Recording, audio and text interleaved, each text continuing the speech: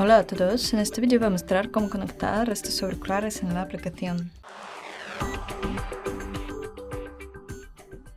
Los auriculares ya deben estar conectados al teléfono.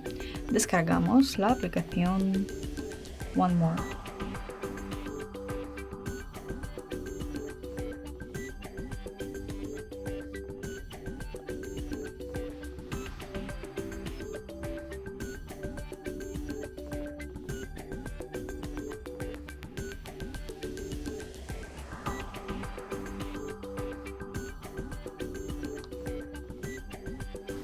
Abrimos la aplicación,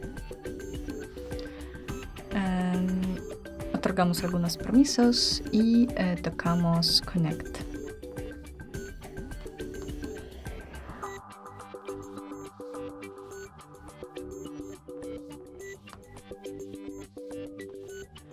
Y eso es todo. Gracias por ver, denle like y suscríbanse a nuestro canal. Adiós.